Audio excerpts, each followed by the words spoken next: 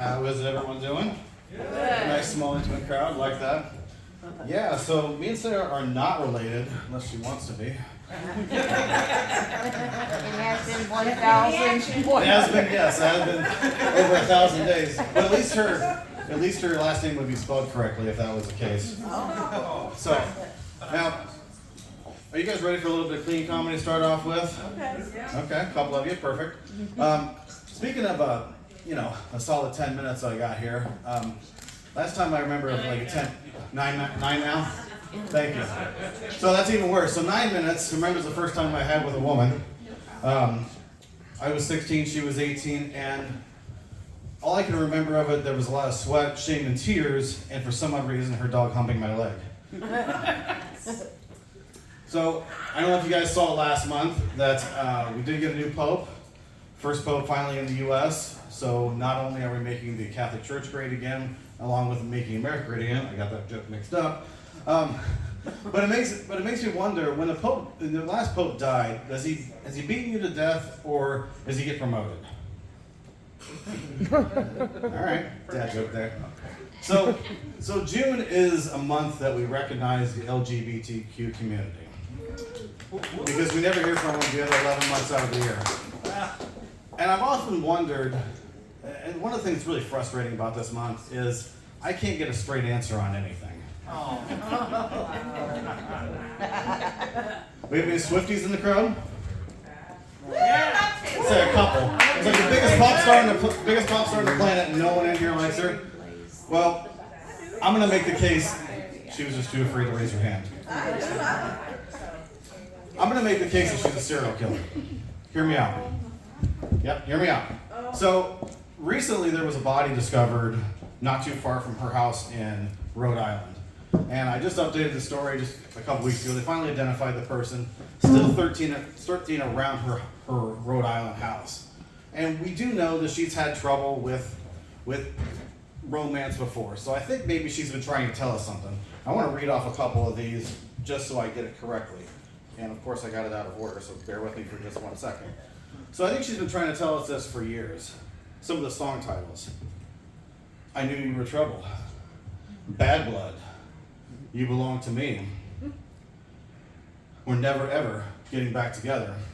And my favorite is Death by a Thousand Cuts. So I think she's been really trying to tell us for years. Now, the local authorities, they don't think there's any foul play with Taylor, of course, because this is America and we don't lock up any of our celebrities for murder. I mean, OJ went to his deathbed still looking for the original murderer.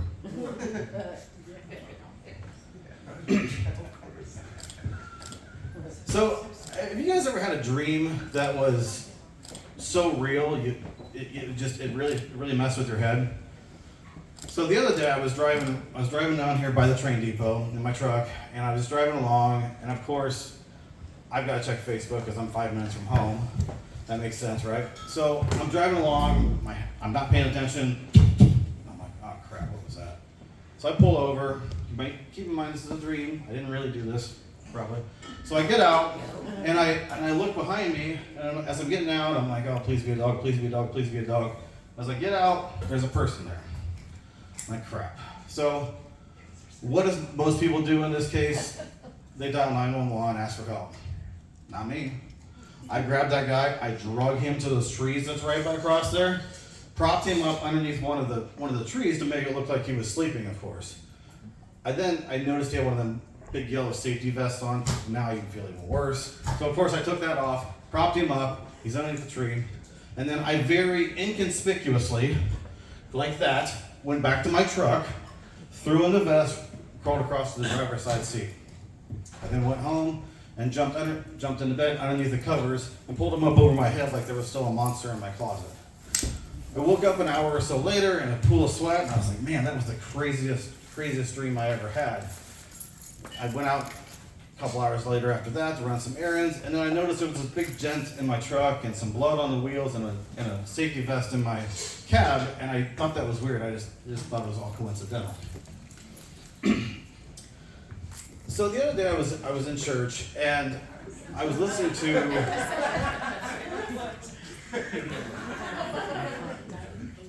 So the other day in church, I was listening to the preacher talk about the miracles of Jesus. And I got to thinking, probably not the best time while he's preaching, but I got to thinking, man, if I could pick one miracle that Jesus did, what would it be? So there's the feeding of the 5,000, raising of the dead. And I thought, I wouldn't do any of those. I would take walking on water, but not necessarily for the best reasons. I'm sure I would help a person or two here and there, but I would be the person that would totally screw with people. So I would also be the guy that would be at the lake, challenging people to race us to the other side of the lake, and as soon as we said go, I would just run across the lake. At the same time, I would also be the guy that when there's a boat on the river or on a lake and they're just kind of sitting there, I would just run up on them, ha! And hopefully, and if somebody fell in, hey, I'm there to pick you up. I got you. If they're not, you don't have it. But I think my greatest thing that I would give back to humanity is I would find a shark and I'd punch him in the fin. And then I would imagine this Jaws-style attack. He would come out of the water. I would punch him in the nose. He would come back out of the water. I'd punch him in the eye. And at this point, he would retreat. He would go back to his other shark buddies and say, hey, the humans have evolved. If they're on the water, leave them be. If their legs are still in the water, they're still good to go. That's my gift to humanity for that. Thank you. I'm thinking of humanity before anything else. Everyone's had some workplace where I'm sure somebody's been on drugs. Not me. Not you? Yeah. You know who I'm talking about here in a second. So I had this old market manager that I swear was on cocaine. He would go to his pocket nose, his eyebrows would go up and down every time he would talk to you. And one of my favorite things about this guy, when I first met him, is he's coming in and he's like, hey brother, how's it going? And I'm like, whoa, this guy's coming in as a Hulkster. I've got to try to match him. So I come in, hey, how's it going? Yeah. So I come in with Macho, and as we shake hands, there's an electricity between us. I can feel it, he can feel it.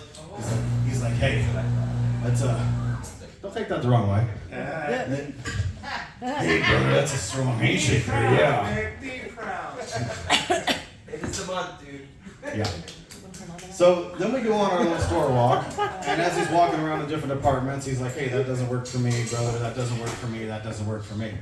It's at this point where I fall back a little bit, and I go to that department manager, and I pull out a little cream cup, those cups of cream.